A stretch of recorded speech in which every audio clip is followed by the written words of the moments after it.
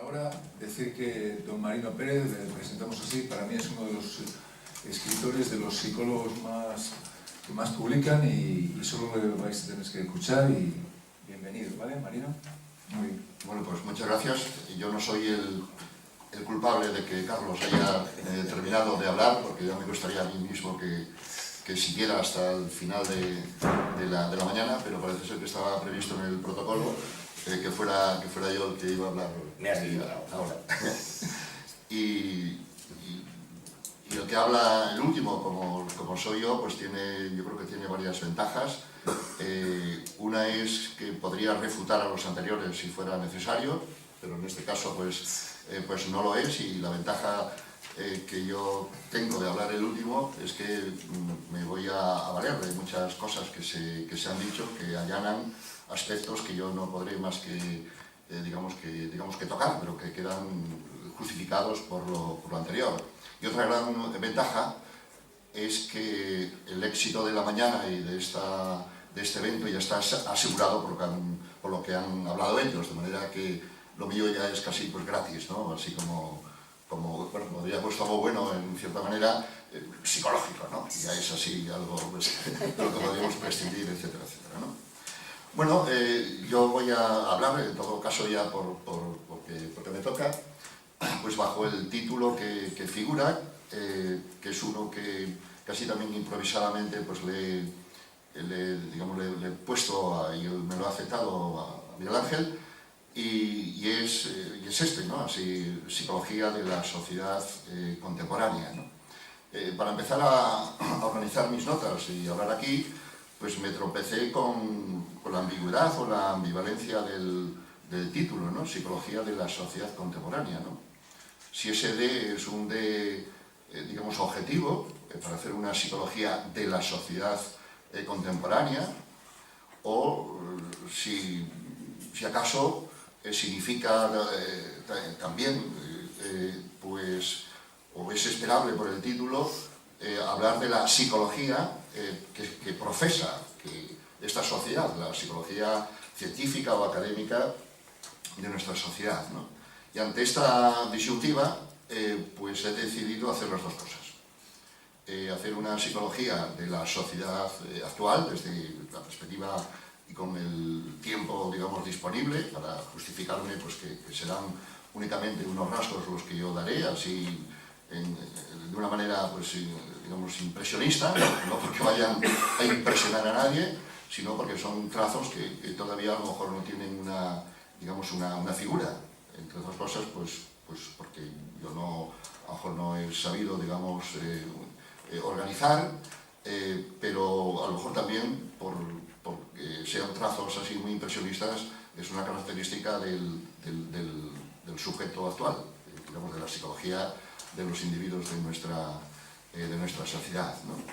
Y entonces, bueno, pues voy a tratar de hacer eso, y también voy a tratar entonces de decir cuáles son las psicologías, digamos, más en consonancia y más establecidas, digamos, que forman parte de esta sociedad, ¿no? Y en una tercera parte, ya veo que voy a anunciar tres partes en mi exposición. En una tercera parte pues haré una aplicación de Marx, precisamente, a la psicología de la sociedad actual y a la psicología académica que tiene esta sociedad, donde la ocasión ha sido buena, pero no es, digamos, un argumento ocasional el que yo vaya a desarrollar aquí, sino que encuentro en la perspectiva de Marx, digamos, algo fundamental, no meramente ocasional, para entender críticamente la sociedad actual y la propia psicología que se profesa en esta sociedad, ¿no? Así que, pues, por aquí van las cosas, pero ya me trato de salvar por anticipado, excusándome, digamos, en el tiempo, en el formato, que es el que tenemos todos aquí, pues para anunciar que no voy más que a tocar cosas, ¿no? Sin poder desarrollarlas, ¿no? Y en relación entonces al primer tópico, el primer punto, psicología de la sociedad contemporánea, pues yo creo que en el título ya está, digamos, implícito un anticipo de un enfoque, que es el que me gustaría a mí poder desarrollar con esa competencia, precisamente de Erich Fromm, que es uno de los nuestros. Digamos, en esta mañana, en la perspectiva precisamente marxista, como psicólogo, freudo-marxista, ha sido oportunamente citado en todo lo anterior, etc. Y yo estaba pensando, pues, cuando me vi ahí con el título, pues efectivamente lo que me gustaría hacer era algo que hizo Erich Fromm en su día, en un libro de 1957, que se titula Psicoanálisis de la sociedad contemporánea, ¿no? Esa sería la fantasía mía y poder hacerlo aplicado naturalmente pues, a la sociedad presente. Recuerdo que este libro ya lo leí antes de estudiar psicología, precisamente como uno de los libros de los 6 o 7 que Gustavo Bueno ponía en la lista el primer día de curso, en los comunes de filosofía en la Universidad de Oviedo, 6 o 7 que lo recuerdo todos, los libros, algo así como para empezar a hablar, ¿no?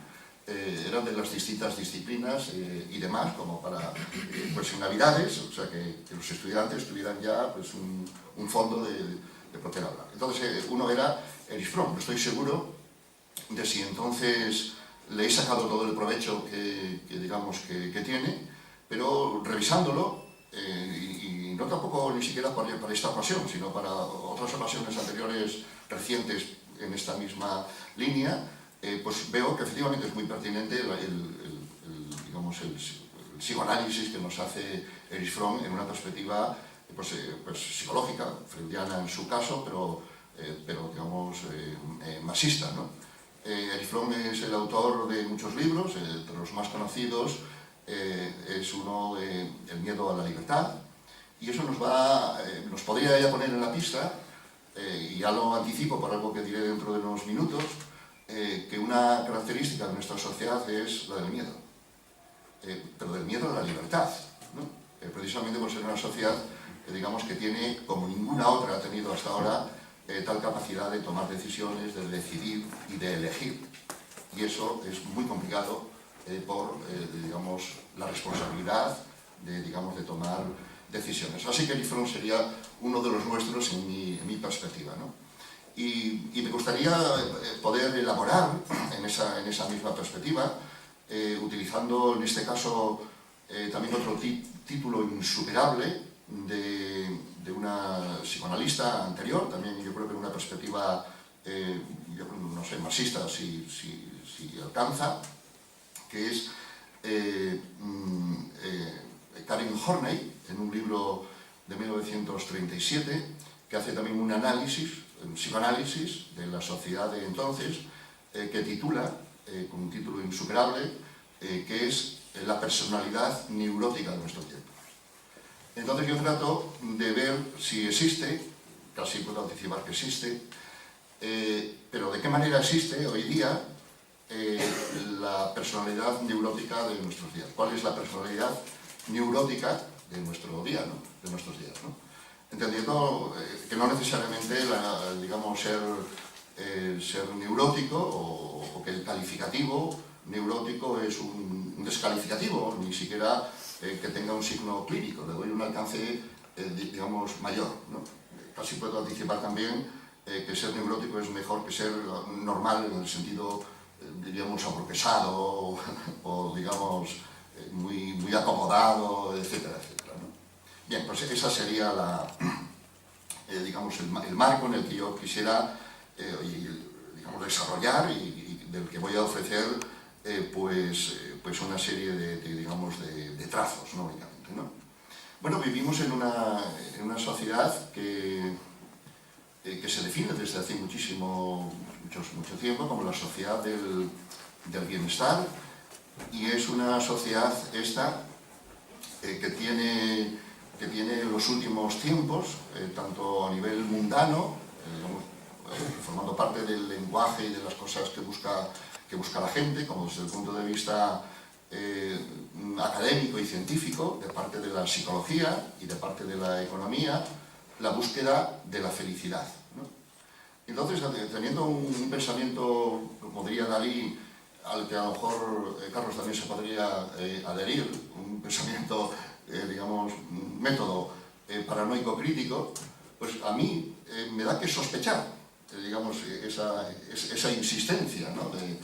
Digamos, en el bienestar y en la felicidad, ¿no? como cosas, digamos, obvias e incuestionables, etcétera, de nuestra, en fin, de nuestro mundo, digamos, actual, ¿no? Y todo esto, si repasamos, si remontamos los eslogans y lo obvio que pueda tener esto, si lo remontamos un poco más, si se pensara, de hecho el pensamiento no está institucionalizado por las razones de que la filosofía está fuera digamos, de la formación y de la educación de la gente, etcétera, pero a poco que se pensara, y hay gente que podría, digamos, hacerlo, pues esa insistencia puede poner en la pista de que las cosas no son, digamos, así como, digamos, como aparentan, ¿no?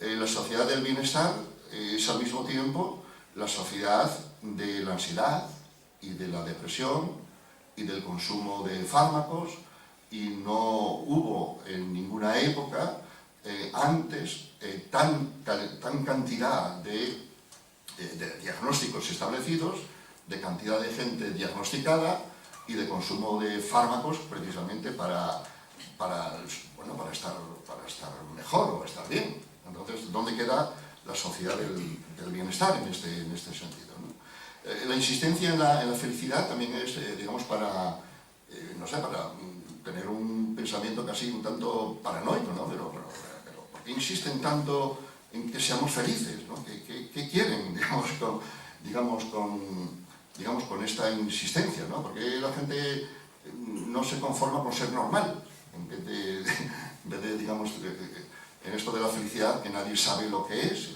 ya lo decía Aristóteles, porque la felicidad es una cosa en un momento dado, es otra cosa en otro, para unos es una cosa, para otros otra, pero para el mismo individuo en un momento es, etcétera, ¿no? Yo creo que es sabio, Solón, uno de los 7 sabios de Grecia, cuando decía que nadie puede declararse feliz sino después de muerto, ¿no? Pues a ver cómo te han ido las cosas, porque puedes estar ahora feliz y precisamente la contingencia de la vida, etcétera, etcétera, ¿no? Pero se da la paradoja además que la búsqueda, la insistencia digamos, en la felicidad te genera una reflexividad añadida, revisando de si eres suficientemente feliz, si eres tanto como pudiera ser o tanto como otro, o porque hay otras personas que no tienen tanto mérito como tú, que no son tan, no sé qué cosas son o parecen, digamos, más felices, etcétera, ¿no? Entonces, estos son aspectos, digamos, que hay en esta sociedad, ¿no? Otra característica de nuestra sociedad, dentro de estas pinceladas, no sé si luego pueden atar de alguna manera, pues es la que anunciaba de la sociedad del miedo. Un sociólogo alemán reciente pues tiene un título pues muy expresivo en esto, ¿no? Entonces es una sociedad del miedo. Obviamente ya no estamos aquí hablando del miedo al infierno, nadie tiene miedo al infierno, ni al purgatorio siquiera, ni cosas así, ni a la noche, ni tampoco me estoy refiriendo seguramente al miedo ni al terrorismo, ni etcétera, sino miedos, digamos, cotidianos que habitan, digamos, en nuestra vida. Pues sin ir más lejos, porque no es para entretenerme aquí en esto, pues el miedo en decidir bien las cosas que tienes que hacer en la vida. Continuamente tienes que estar tomando decisiones por la cantidad de bifurcaciones que se te abren, los padres elegir bien la escuela para los niños, elegir bien las cosas a los que los llevan para que no sé qué, los que hacen un máster elegir bien el máster, uno que se haga completo, o que no se haga, pero qué máster hacer, elegir pareja o no elegir pareja, pero si eliges pareja, etcétera, etcétera, ¿no? Entonces, eso lleva a lo que también un psicólogo ha llamado la paradoja de la elección. Digamos que las elecciones, la cantidad de cosas que tienes que elegir, bueno, basta ver, para hacer una observación trivial, la gente en un supermercado. Yo me he sorprendido a mí mismo una vez, o sea, lo estoy diciendo por introspección, delante de los productos de los yogures. Pues hay gente tan lista como yo y de mi edad, y de todas las edades, ahí en un conflicto de aproximación y orientación tipo pavloviano, te apetece el griego, el más sabroso, pero al mismo tiempo te cohíbe por... El francés es mejor. Sí, pero a su vez no nos dejaría, etc., ¿no? Entonces, en ese ejemplo trivial, teniendo imaginación sociológica en el sentido este de Mills, ¿no? Viendo en los eventos triviales, digamos, el cómo representan toda una estructura, toda una manera, digamos, más amplia de funcionar, pues vemos ahí, efectivamente, pues los miedos a los que me estoy refiriendo, ¿no? Miedos luego a decidir, pues lo que decidas en relación con un yogur, pues al final tampoco te pasa nada. Pero el decidir dónde vas a vivir, el coche que vas a comprar, la pareja que quieras tener o no, etcétera, etcétera, pues son cosas más relevantes, ¿no? Bien, pues esa, digamos, es un tipo de, digamos, de paradojas, digamos, que tiene esta sociedad, que dan lugar a que sea, digamos, una sociedad en la que el miedo es una de sus características. Un sociólogo ha titulado, digamos, su análisis de la sociedad, Beck, como la sociedad del riesgo. Entonces vemos riesgos en todos los lados. Entonces eso está continuamente, a su vez, mermando la propia satisfacción en las elecciones que nosotros tenemos, ¿no? Bueno, pues en esta línea, y avanzando, digamos, un poco más, pues se trataría de ver el tipo de individuo de nuestra sociedad. Bueno, la sociedad no existe, digamos, en abstracto, ¿no? Lo que existe son las distintas sociedades de las distintas épocas, etc. Yo me estoy refiriendo aquí a la sociedad pues, capitalista, neoliberal, democrática, tecnológica, en la que nosotros estamos habitando y de hecho diría en la que estamos internados, ¿no? Que no vemos que pudiéramos salir o seguramente no. Entonces esta sociedad, el individuo de esta sociedad, ya casi lo anuncia la fórmula, es un individuo que se caracteriza precisamente por el individualismo. Un individualismo que no viene de ahora, que no lo han generado ni tampoco los americanos, sino que viene, Erich Fromm precisamente lo ha analizado muy bien en un recorrido de siglos que surge desde el Renacimiento en adelante y que ha alcanzado hoy día, en el año en el que estamos, digamos, las cotas máximas de este individualismo, pues es muy característico de la sociedad en la que estamos. Y ese es, digamos, un punto, digamos, de esta partida. Bueno, ahí hubo otras épocas, hay otras sociedades. En cierta manera, las sociedades asiáticas no son tan individualistas como la sociedad occidental, aunque sean también, digamos, tecnológicas y avanzadas, etcétera, etcétera. Su individualismo está más, digamos, compensado con el colectivismo, pero en la sociedad que trato de analizar, pues el individualismo es una de sus características, ¿no? Y ese individualismo ha sido muy analizado por sociólogos, empezando por su análisis en la sociedad estadounidense, pero todos esos análisis, a los que me voy a referir, hechos allí, valen urbi et orbi, y hechos allí en su momento, digamos, no hacen sino confirmarse la deriva de la sociedad. ¿Por dónde ha derivado? No solo en Estados Unidos, sino, digamos, en nuestra sociedad de referencia europea, española y en León y en Asturias, ¿no? Y entonces, ese individualismo fue analizado por unos sociólogos, Vela y demás, en un libro, digamos, muy clásico, de 1985, traducido por el título original que se llama Los hábitos del corazón, ¿no?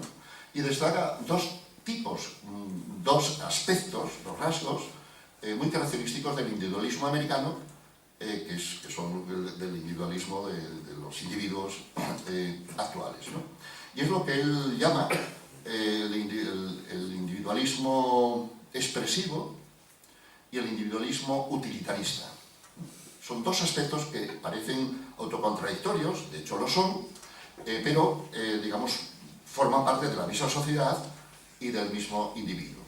El aspecto expresivo tiene que ver con la importancia de la subjetividad, de los sentimientos, de la supuesta, digamos, esencia individual que uno llevará, digamos, que vaya llevar adentro, todo lo que tiene que ver hoy día con el autodesarrollo, como si hubiera, digamos, unas esencias dentro de uno que tienen que automáticamente o se supone que de una forma autogenerativa, digamos, se tendrían que desarrollar, ¿no?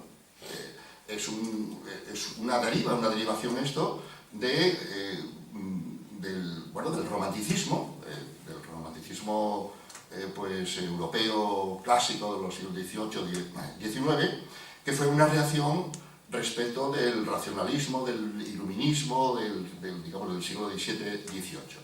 Y esto lleva a la segunda otra característica de ese individualismo americano, que es el aspecto utilitarista, que parece justamente al contrario del romántico y del subjetivista. El aspecto utilitarista digamos pragmático, de luego ser competente en la sociedad y de utilizar la sociedad, por eso es una sociedad individualista, utilizar la sociedad como un gran mercado, como un marco de oportunidades de las que tú puedes explotar y aprovecharte para tu bien, etc., ¿no? Este individualismo utilitarista es uno que viene también, efectivamente, como ya he dicho antes, de la tradición europea del racionalismo y que daría lugar, pues, también al tecnicismo y a la ciencia y demás.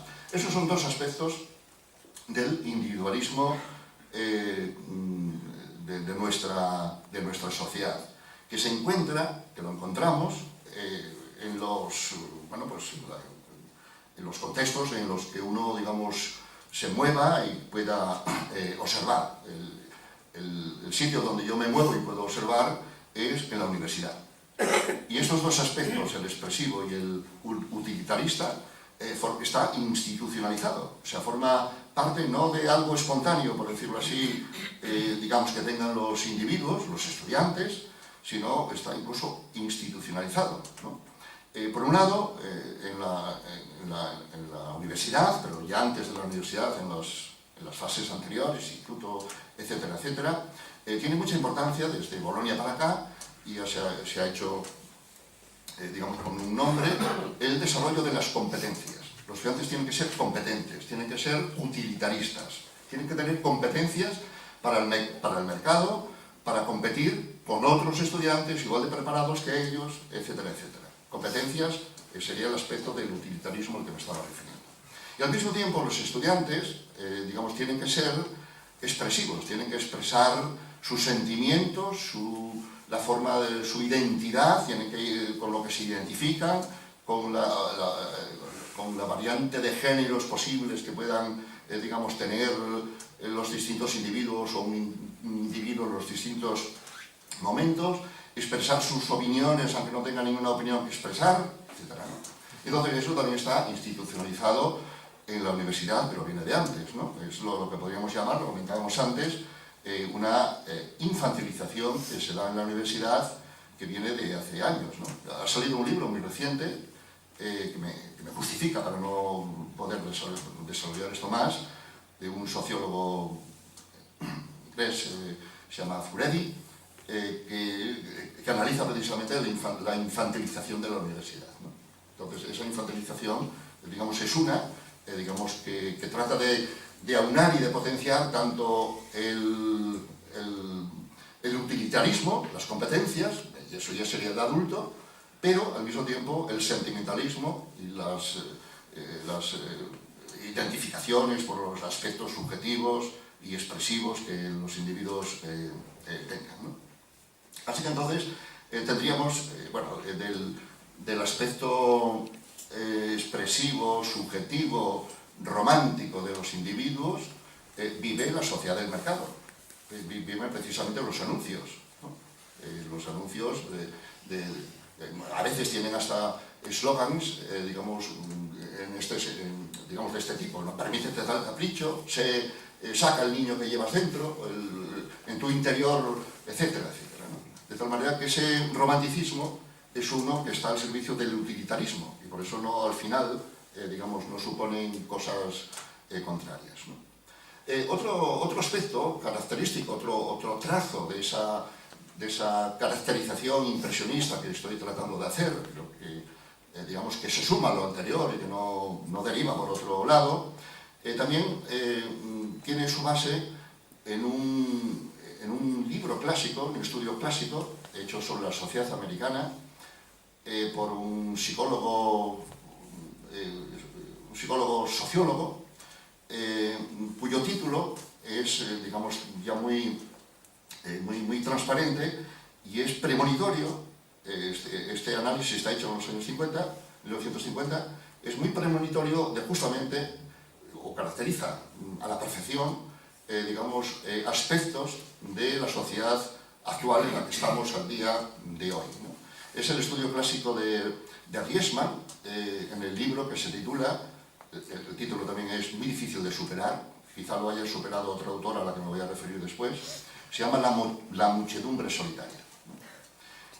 Y estos autores tuvieron la capacidad de analizar cambios sociales que se estaban produciendo justo en aquel momento, al finales de la Segunda Guerra Mundial, pero en torno a 1949-50, que es cuando se publica el libro, y vieron que se estaban dando ahí un tipo de cambios que fueron capaces de analizar y que se cifran en esto. Ellos han utilizado, digamos, dos metáforas para establecer esa comparación, que son, como tales metáforas bien elegidas, pues muy claras para percibir este cambio que observaron. El cambio que observaron es que se estaba entonces, en la generación del baby boom, la prosperidad que dan, digamos, las guerras, después de terminadas, y luego a los vencedores, pues ya casi de inmediato, etcétera, pues observaron que se estaba dando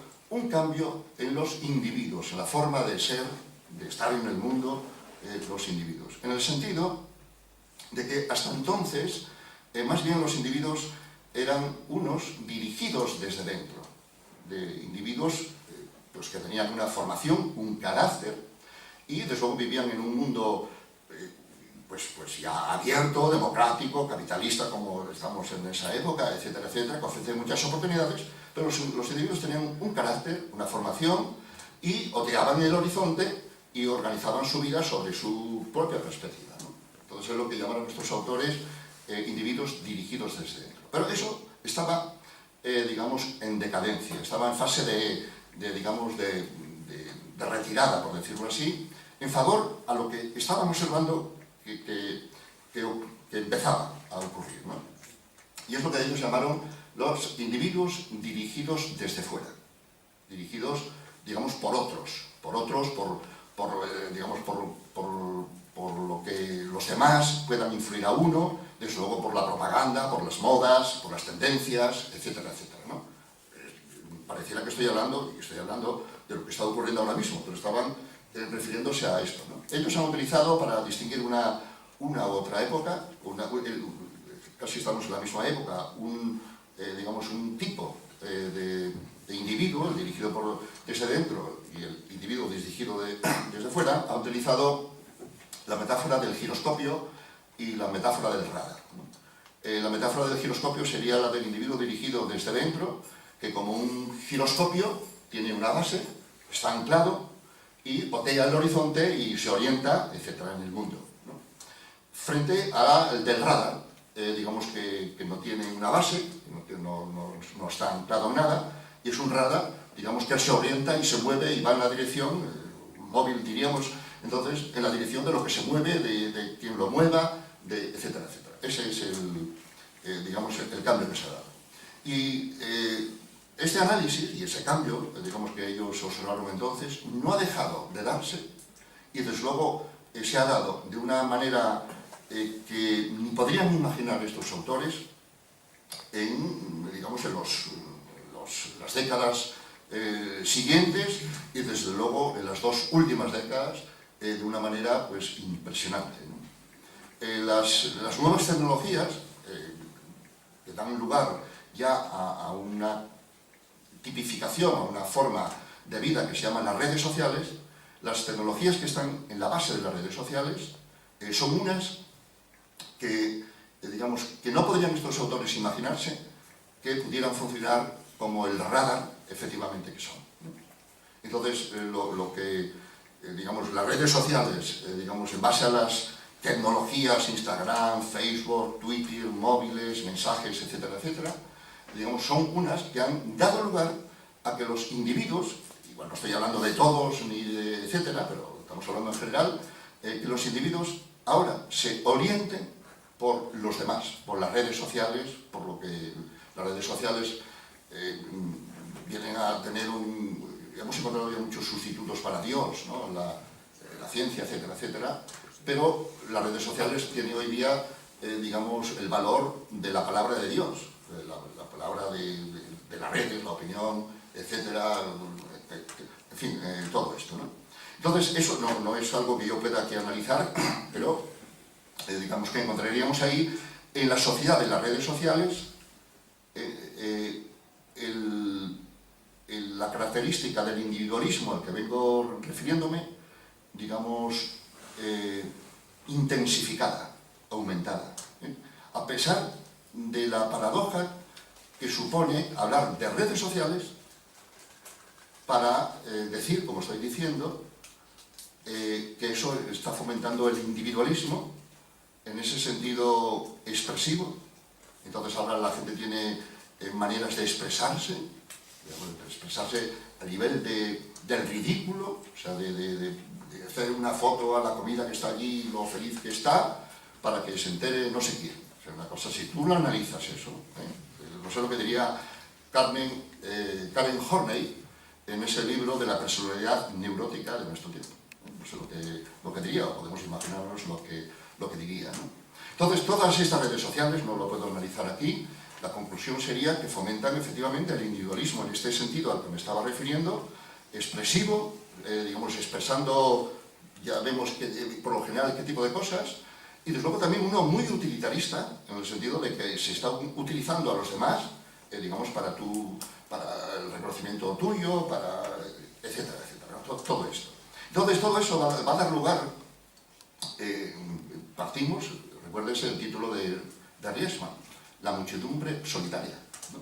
Va a dar lugar a una exacerbación, incluso, de la soledad como una característica de nuestro tiempo, de la persona o de la personalidad de nuestro tiempo, que está encubierta, digamos que está encubierta en el sentido ideológico de Marx, ¿no?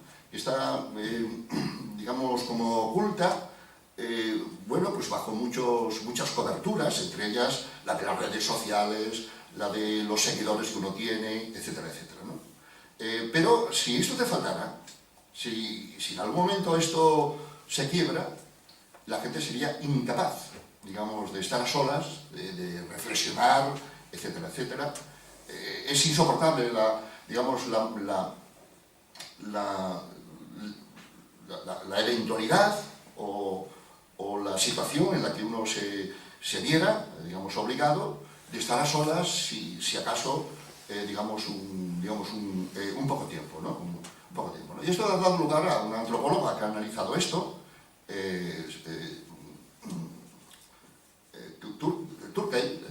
Sherry Turkey, con un libro que es insuperable. He dicho antes que el de la muchedumbre solitaria era difícilmente de superar. Yo creo que esta autora incluso lo ha superado por lo transparente que es el título, en su análisis, esta autora, en su análisis de las redes sociales, de cómo, digamos, se están transformando nuestra forma de vida. Y el libro se titula Solos o Juntos. Esta sería la característica, digamos, una característica de la sociedad. Que esto te lleva a que continuamente estés conectado, a que estés necesitando de los demás, digamos, para tu, en fin, la admiración tuya y para recibir me gustas, ¿no? Me gustas de forma masiva, digamos, como una necesidad de la que Karen Horney llamaría, o que sería un ejemplo, de necesidad neurótica, digamos, de recibir todos estos, ¿no? Esos serían, otros aspectos digamos, de este individualismo, entonces intensificado por las tecnologías, ¿no? Por las tecnologías. Digamos, de esto que nos ofrecen las tecnologías, la gente no tenía una necesidad, ¿no? La tecnología no se ha desarrollado, muchas tecnologías no se han desarrollado como una necesidad previa para resolver una necesidad o un problema previo. El problema es posterior a la disponibilidad de las tecnologías. Este es digamos, el asunto curioso. Y esto aquí admite o pide, digamos, un análisis marxista, precisamente, que tocaré dentro de unos minutos, no cunda el pánico, que estamos en tiempo, me parece, para este desarrollo. Entonces, en esta línea de las tecnologías, y en la misma línea de los rasgos que estoy señalando, pues nos aparece otro que podría ser el emblemático de estos tiempos, y que no es que lo hayan producido las nuevas tecnologías, sino que ya formaba parte digamos, de nuestra sociedad individualista, capitalista, digamos, de antes. Ahora estamos en una sociedad hipercapitalista o neoliberal, o en fin, de un capitalismo consumista muy distinto al capitalismo, digamos, anterior, pero que las tecnologías, estas que usamos todo el mundo, mucha gente, ¿no? De hecho, los que no lo usamos somos desviados, desviados de eso, no sé cuánto perdemos, igual nos perdemos algo, pero no sé, también igual también ganamos y demás, ¿no? Entonces, esas tecnologías que usamos, ¿no? Unos segundos para esta expresión, ¿no? Tecnologías que usamos como herramientas. Twitter, Facebook, Instagram, teléfono móvil, herramientas.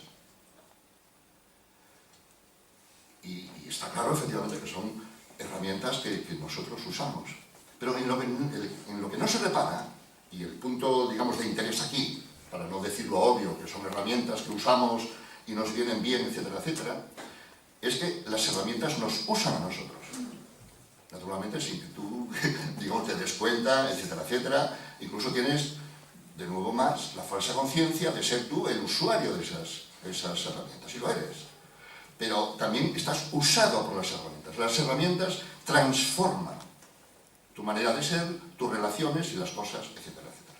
Entonces, típicamente, las herramientas de las redes sociales están transformando las relaciones sociales que tú tienes con los demás y las relaciones que tú tienes contigo mismo. Y las relaciones que tienes contigo mismo, lo que piensas tú de ti mismo, a solas, en silencio, pensar es hablar contigo mismo a solas, en silencio, está mediado por las relaciones sociales, ¿no? En un sentido marxista, precisamente, ¿no? Muy desarrollado por Vygotsky, que era un psicólogo de influencia marxista entonces, también por Skinner, sí, también una influencia, en este caso, yo creo que bibliográfica, esto marxista, etcétera, de que cómo nuestras relaciones con nosotros mismos están socialmente mediadas a través del lenguaje, etcétera, etcétera, ¿no? Esta es la cuestión. De manera, entonces, que nuestras propias relaciones con los demás, y por ende, con nosotros mismos, están mediadas, están influidas, están transformadas por las propias herramientas que nosotros usamos. Y aquí, pues, un ejemplo clarísimo sería como las herramientas de las redes sociales por las que estamos continuamente conectados, eso da lugar a un tipo de relación y no a otra. Da lugar a un tipo de relación de estar conectado continuamente, pero está impidiendo un tipo de relación que era común hasta ahora, que es la de la conversación cara a cara. Y entonces esto se ha perdido. Entonces la gente ya no sabe hablar, ya es difícil, digamos, el poder hablar cara a cara, en vivo y en directo, en una relación con los demás, donde esta relación es imprevisible, puede ser caótica, no tienes asegurados los parabienes, los me gustas, quiero decir, etcétera, etcétera. Entonces todo esto está suplido, evitado por las redes sociales. Luego, entonces la gente ya no sabe relacionarse con los demás. Esto igual podría hasta pasar. Pero esto está, de acuerdo con lo que estoy diciendo, está influyendo en cómo tú te relacionas contigo mismo. Entonces no sabes reflexionar ni pensar. Entonces eres incapaz siquiera de estar a solas, porque no tienes el adiestramiento, no tienes el entrenamiento, no tienes el bagaje de estar a solas que deriva de cómo tú te relacionas con los demás a través del lenguaje, etcétera, etcétera. Esto lo analiza muy bien y me excusa, digamos, invertir aquí más tiempo en ello. Esa misma autora que he señalado antes, en un libro que en este caso está traducido, que se llama Reivindicando la conversación, o algo así, ¿no? En favor de la conversación. Pues analiza sociológicamente este fenómeno y justamente estas consecuencias, ¿no? Entonces, digamos, a lo que iba, en relación con cómo las herramientas que usamos nos usan y nos transforman en nosotros, pues ya introduzco, digamos, rápidamente ese rasgo al que me estaba refiriendo, que está intensificado por las redes sociales y que caracteriza nuestro tiempo, que es el del narcisismo. Si se pidiera, si no sé quién, vamos, qué institución pidiera a un psicólogo, vamos a suponer a un psicólogo, a un psicoanalista argentino, ¿no?, para hacerlo ya más explícito, que diseñara una tecnología para fomentar el narcisismo, vamos, se le tendría que ocurrir Facebook, Instagram, no se le podría ocurrir otra. Esa es una tecnología, digamos, que usamos, efectivamente, y tiene muchos usos prácticos, no estoy negando lo obvio, pero que nos está transformando en nuestras relaciones y demás. Y un tipo de transformación y de efecto que está produciendo es el del fomento del narcisismo, que es un rasgo muy característico de la sociedad actual, pues como uno de los más notorios, etcétera, etcétera, ¿no? Que no necesariamente es patológico, digamos, de que te lleve a no sé qué, pero que es uno, digamos, que forma parte, pues nada, del comportamiento cotidiano, de la necesidad de los demás, de la admiración y del uso de los demás para sumar me gustas, en fin, todo esto, ¿no? Esto me llevaría, para tratar de atarlo, pero simplemente también como otro rasgo, a ver si todos estos rasgos a los que yo me estoy refiriendo del individualismo, pudiéramos ofrecer una figura, una caracterización, digamos, que nos lo organizara, ¿no? Y a este respecto propongo un término, un concepto, que además es de Gustavo Bueno, el concepto y el término, que yo lo trabajo en la perspectiva pues psicológica en la que me muevo, ¿no? Y sería la del individuo flotante. El individuo flotante sería, digamos, la característica del individuo actual. Y ese individuo flotante lo podríamos caracterizar por la ligereza y la falta de anclaje. Respecto de la ligereza, tenemos el fabuloso libro Análisis de Lipovetsky, que se titula De la ligereza, cómo toda nuestra sociedad está, todo, absolutamente todo, está regido por la ligereza, ¿no? Todo tiene que ser suave, pulido, las palabras, lo políticamente correcto, depilado, digital, táctil, nada que pueda herir a los demás. En las universidades americanas, digamos, los estudiantes pueden vetar temas o términos que pudieran herir a no sé quién, digamos, por una sensibilidad, etc. Entonces, bueno, pues esa es una característica, Lipovetsky, digamos, lo analiza, vamos, sobrada o abundantemente, etc. La otra característica, a la par de esta, es la falta de anclaje. El hombre dirigido, el individuo dirigido, pues por los demás, sin carácter, sin anclaje, sin algo, digamos, firme, digamos, que pudiera dar apoyo, soporte. Precisamente es un individualismo, curiosamente, un individualismo sin individualidad, porque luego paras siendo, digamos, estando a expensas ¿de qué o de quién? Para mucha gente, de los influencers de turno. todo esto tiene que ver con la influencia social. Entonces, está a expensas de los influencers. ¿Y quiénes son las o los influencers? Pues hay de todo, pero la inmensa mayoría pues son, etcétera. Entonces eso forma parte también de lo ligero, etcétera. Te sale ahí una influencer que hace yoga, con gatitos por allí, con unas fotos de no sé qué, todo preparado, todo prefabricado, etcétera, ¿no? Pero eso influye, digamos, a quien lo está mirando. Y entonces ve que los demás, ese influencer de, etcétera, los demás están felices. Y tú estás como estás. Pero tú también puedes hacer eso. Entonces seleccionas de tus cosas, ¿a qué seleccionas? Y esas cosas que seleccionas incluso las retocas y las exhibes. Y entonces los demás, pues nada, me gustas. ¿Y cuánto lo vieron? ¿No? Porque no puedes decir otra cosa, ¿eh? Forma parte de la suavidad, de lo suave. El no tener, Facebook no lo permite y la gente ya no sabe valorar las cosas del mundo más que por me gusta. Me gusta, como se ha reducido, por decirlo así, la capacidad de valoración valorativa. Entonces tú empiezas a decir me gustas, pero tú sabes cómo estás, porque lo que has puesto allí, etcétera, ¿no? Pero luego resulta que no recibes más me gustas cada vez. Y entonces, ¿qué pasa? O sea, que no tal. Y tú ves a otras que no son mejor que tú, a otras personas que no son mejor que tú, y particularmente a otras mujeres, que esto está estudiado y es, digamos, ocurre más generalmente y afecta peor, digamos, a las mujeres. Entonces tú ves que otras personas, y otras mujeres en particular, que no parecen mejores que tú, están mucho más felices. Y entonces aquí vuelve a aparecer la felicidad, digamos, con el efecto perverso, pernicioso, de generarte infelicidad, etcétera, como una de esas paradojas, ¿no?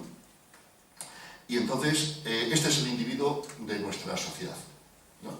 Un individuo flotante, ligero y sin anclaje, con todas estas características a las que me he señalado. Esto por lo que se refiere, entonces, a la primera parte de mi argumentación, pero no con dar pánico, que no voy a consumir o necesitar tanto tiempo en las siguientes que faltan para darles cabida y terminar en una lenora. No, Nos pueden echar, ¿eh? Sí, no, estoy hablando de 15 minutos. Cierran a las 2. No, pero... No, cierran, es que nos vamos a la 1:30, Marina. Ah, la 1:30, sí. Pero puedes hacerlo en 5.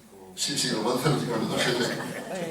No, que hasta las 2 no cierran, ¿eh? Bueno, lo que dice la señora no es lo mismo, pero bueno. Sí, vale, pues nada, sí, yo ya sé que el superego del conferenciante es el tiempo. Es el tiempo. Entonces, bueno, por lo que respecta a la psicología que profesa nuestra sociedad, la psicología, vamos a decirlo así, dominante, pues serían varias, muy parecidas. La psicología no es solo única, etcétera.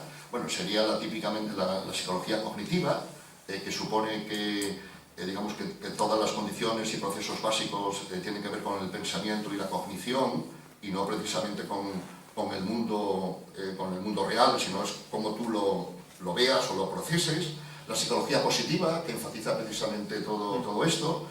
La neurociencia, que supone que todo está en el cerebro, etcétera, donde la neurociencia y la psicología evolucionista, aquella que se basa en la evolución, vienen a ofrecernos una perspectiva naturalista, basada en la naturaleza, de los fenómenos sociales, y los fenómenos sociales que impliquen contradicciones, las contradicciones que genera la propia sociedad en la que estamos, ¿no? Que es una sociedad del bienestar y sin embargo tiene más malestar que nunca, ha conocido una sociedad, la sociedad de la felicidad que nos genera paradójicamente la infelicidad, todas esas contradicciones, la propia sociedad neoliberal, es una de sus características, trata de naturalizarlas, de convertirlas en fenómenos naturales, de las que no es responsable ni la sociedad, ni siquiera los individuos, sino los genes, la evolución o el cerebro. Entonces hay una psicología que está muy, digamos, atada digamos, a este enfoque y que tiene un aspecto, pues también, podríamos decir, ideológico.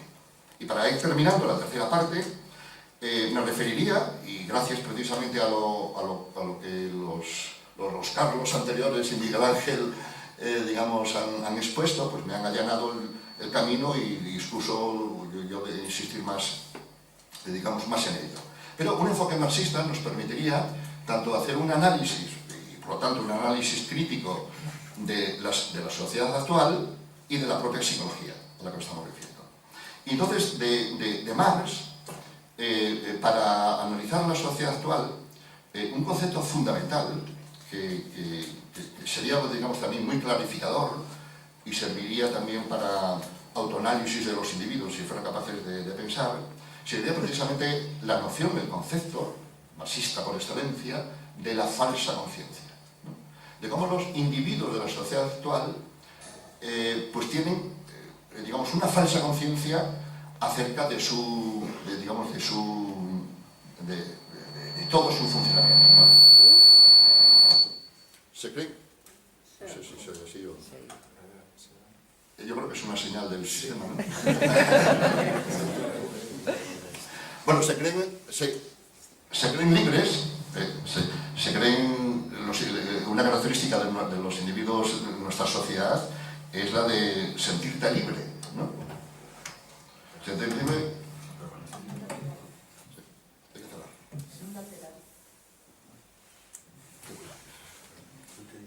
Sí, sí, bueno, bien.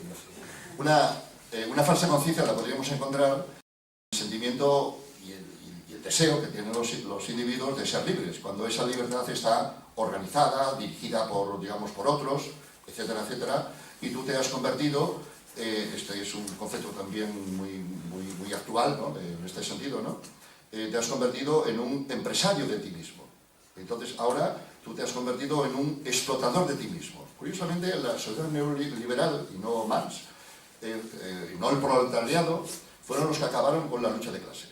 Ahora no hay lucha de clases, ciertamente, ¿no? En la sociedad. Lo que hay es una lucha del individuo consigo mismo, tratando de optimizarse, de explotarse, de sacar el mayor provecho de su tal, todas las optimizaciones y toda la imagen del individuo ahora como un empresario de ti mismo, un emprendedor de ti mismo, digamos, es que uno tiene interiorizado, integrado precisamente la lógica del funcionamiento de la sociedad, donde ahora tú eres un empresario de ti mismo que compites contigo mismo, con otros por supuesto, pero digamos contigo mismo, esta sería la... Entonces crees que eres libre y estás, digamos, tú, por utilizar la imagen de Byung-Chul Han, es un analista muy sagaz de esta sociedad, estás, digamos, en una rueda de hámster, pero libre. Esa es por donde nos vendría la falsa conciencia. De Marx también nos vendría, podríamos, otro concepto muy relevante que lo puse en ejercicio anteriormente, cómo las herramientas nos transforman.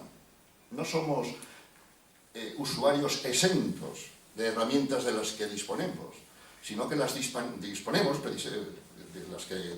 nos transforman a nosotros precisamente por la naturaleza social histórica del ser humano. Un concepto marxista fundamental y que serviría a su vez para criticar esa concepción esencialista, evolutiva o neurocéntrica que supone que el hombre ya tiene desde dentro, en fin, todo esto, ¿no? Y en esa misma línea estoy ahora, digamos, un minuto, para, digamos, corregir esas psicologías a las que me he referido, la cognitivista, la positivista, etcétera, etcétera. De Marx podríamos hacer pie, anclar, digamos, nuestro análisis precisamente en Marx. Típicamente bastaría, digamos, sin a lo mejor necesitar mucho más, pero leerte dos o tres veces las tesis de Feuerbach, ¿no? De tal manera que de ellas, en su crítica a Feuerbach, valen precisamente para criticar la propia psicología, digamos, que estaría establecida, ¿no? Pues en fin, casi las 11 tesis, digamos, nos darían juego para este tipo de análisis. Y es ahí donde vería la fertilidad y la actualidad de Marx, digamos, en el análisis de la sociedad y en el análisis de la propia psicología. Y hasta aquí he llegado.